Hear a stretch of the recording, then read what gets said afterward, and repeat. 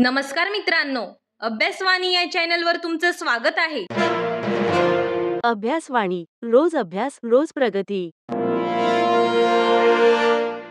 मागील लेक्चरमध्ये आपण एक इम्पॉर्टंट कन्सेप्ट समजून घेतला, धन विधेयक म्हणजे मनी बिल. त्यात आपण पाहिलं धन विधेयक म्हणजे काय, कोणते विषय त्यात येतात, स्पीकरचा रोल फायनल कसा असतो आणि राज्यसभाचा रोल फक्त 14 दिवसांपुरता मर्यादित असतो. म्हणजे पूर्ण प्रोसेस आपल्याला क्लिअर झाली. पण आता इथेच एक छोटा कन्फ्युजन सुरू होतो.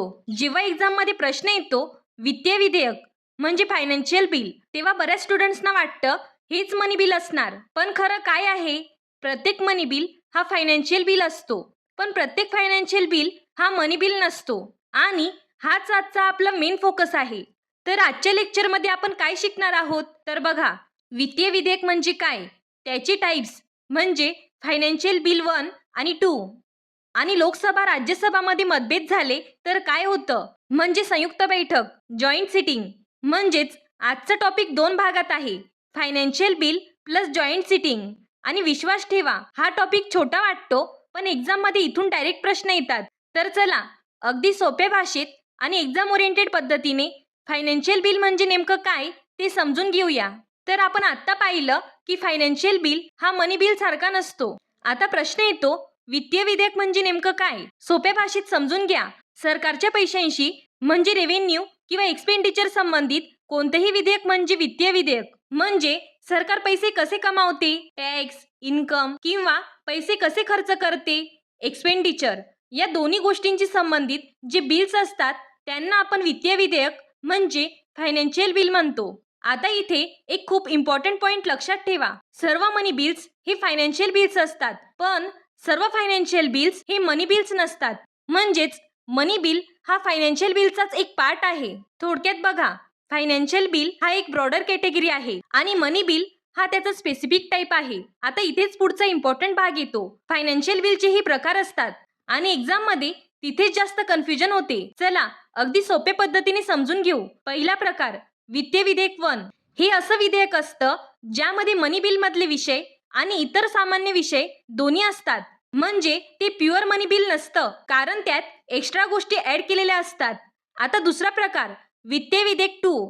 हे असं विधेयक असतं ज्यामध्ये सरकारी खर्चाची म्हणजे एक्सपेंडिचरची तरतूद असते, पण त्यात मनी बिल मधले कोर विषय नसतात. थोडक्यात फरक लक्षात ठेवा, financial bill 1 money bill plus extra matters, financial bill 2. आणि इथे एक छोटा एक्झाम पॉइंट लक्षात ठेवा, हे दोन्ही प्रकार दिसायला सारखी वाटतात पण त्यांच्या प्रोसिजरमध्ये खूप फरक आहे. तर आपण आता पाहिलं वित्तीय विधेयक 2 प्रकारचे असतात, वित्तीय विधेयक 1 आणि 2. आता सर्वात आधी आपण पाहूया वित्तीय विधेयक 1. सोप्या भाषेत समजून घ्या, वित्तीय विधेयक 1 म्हणजे असं विधेयक ज्यामध्ये मनी बिल मधले विषय आणि इतर सामान्य विषय दोन्ही असतात. म्हणजे हे प्युअर मनी बिल नसतं, कारण त्यात ऍडिशनल मॅटर्स असतात.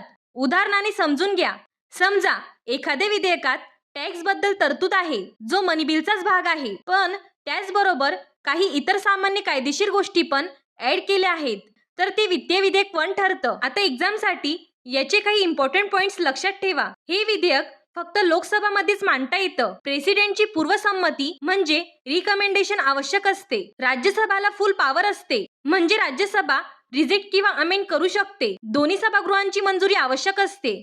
म्हणजेच प्रोसिजर पाहिली तर हे विधेयक ऑर्डिनरी बिल सारखंच हँडल केलं जातं. आता इथे एक छोटा ट्विस्ट लक्षात ठेवा, मनी बिल मध्ये राज्यसभाची पॉवर लिमिटेड असते, पण इथे राज्यसभा इक्वल रोल प्ले करते आणि हाच मुख्य फरक आहे. तर थोडक्यात बघा, फायनान्शियल बिल 1 बरोबर मनी बिलचे विषय प्लस इतर विषय, लोकसभामध्ये इंट्रोड्यूस, प्रेसिडेंट रिकमेंडेशन रिक्वायर्ड आणि राज्यसभा फुल पॉवर. तर बघा, आपण आता पाहिलं की वित्तीय विधेयक 1 कसं असतं आणि त्याची फीचर्स काय आहेत.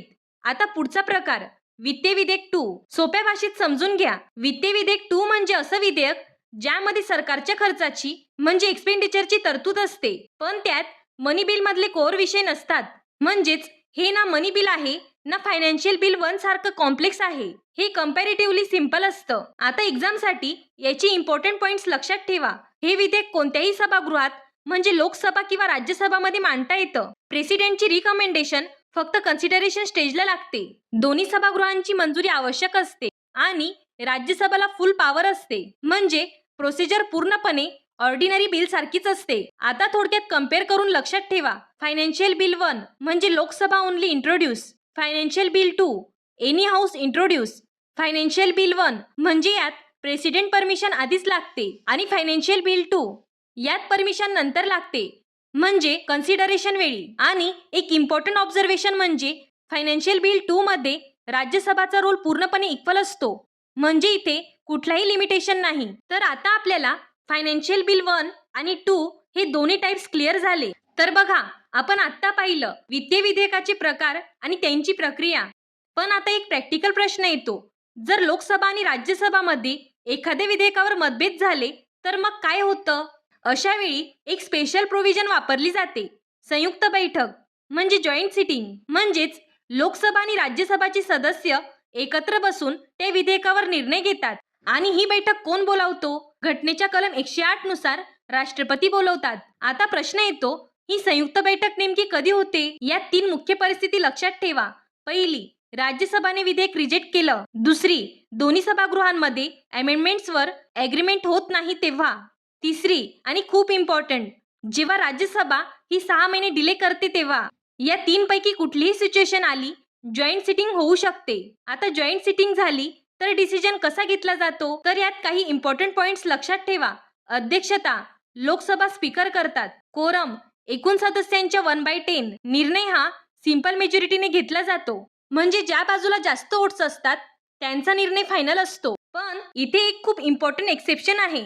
मनी बिलसाठी जॉईंट सिटिंग होत नाही आणि कॉन्स्टिट्युशनल अमेंडमेंट बिलसाठीही होत नाही. जॉईंट सिटिंग फक्त ऑर्डिनरी बिल आणि फायनान्शियल बिलसाठी लागू असते. म्हणजे आता आपल्याला क्लिअर झालं जॉईंट सिटिंग कधी होते आणि कशी काम करते. पण आता शेवटचा आणि सर्वात इम्पॉर्टंट भाग उरतो, मनी बिल आणि फायनान्शियल बिल मधला फरक. कारण एक्झाम मध्ये हा क्वेश्चन ऑलमोस्ट फिक्स असतो. चला तो डिफरन्स एकदम सोप्या पद्धतीने समजून घेऊया. तर बघा, सर्वात पहिला पॉइंट, डेफिनेशन. मनी बिल म्हणजे फक्त कलम 110 मधले विषय, म्हणजे टॅक्स, निधी, खर्च यांसारख्या गोष्टी. तर फायनान्शियल बिल म्हणजे सरकारच्या पैशांशी संबंधित मोठी कॅटेगरी. म्हणजेच सर्व मनी बिल्स हे फायनान्शियल बिल्स असतात, पण सर्व फायनान्शियल बिल्स हे मनी बिल्स नसतात. आता पुढचा पॉइंट, इंट्रोडक्शन. तर बघा, मनी बिल हे फक्त लोकसभामध्येच मांडलं जातं, तर फायनान्शियल बिल हे दोन्ही सभागृहात मांडलं जातं. आता पुढचं इम्पॉर्टंट पॉइंट, स्पीकरचा निर्णय. मनी बिल मध्ये स्पीकर ठरवतो की मनी बिल आहे की नाही आणि त्याचा निर्णय फायनल असतो. पण फायनान्शियल बिल मध्ये असा फायनल डिसिजन स्पीकरकडे नसतो. आता पुढचा पॉइंट, राज्यसभाचा रोल. मनी बिल मध्ये राज्यसभाला फक्त 14 दिवसांचा वेळ असतो आणि ती फक्त सजेशन देऊ शकते. फायनल डिसिजन मात्र लोकसभाचाच असतो. पण फायनान्शियल बिल मध्ये राज्यसभाला पूर्ण पॉवर असते, ती विधेयक रिजेक्ट किंवा अमेंड करू शकते. आता शेवटचा पॉइंट, जॉईंट सिटिंग. मनी बिलसाठी जॉईंट सिटिंग होत नाही, पण फायनान्शियल बिलसाठी जॉईंट सिटिंग होऊ शकते. तर थोडक्यात बघा, मनी बिलमध्ये लोकसभा जास्त पॉवरफुल असते आणि फायनान्शियल बिलमध्ये दोन्ही सभागृहांची पॉवर जवळपास समान असते. तर मित्रांनो, आपण आज खूप इम्पॉर्टंट कन्सेप्ट पाहिले. चला एकदा पटकन रिवाइज करून घेऊया. सर्वात आधी, वित्तीय विधेयक म्हणजे फायनान्शियल बिल. सरकारच्या पैशांशी संबंधित कोणतेही विधेयक म्हणजे फायनान्शियल बिल. आणि लक्षात ठेवा, सर्व मनी बिल्स हे फायनान्शियल बिल्स असतात, पण सर्व फायनान्शियल बिल्स हे मनी बिल नसतात. आता पुढचं पॉइंट, वित्तीय विधेयकाचे प्रकार.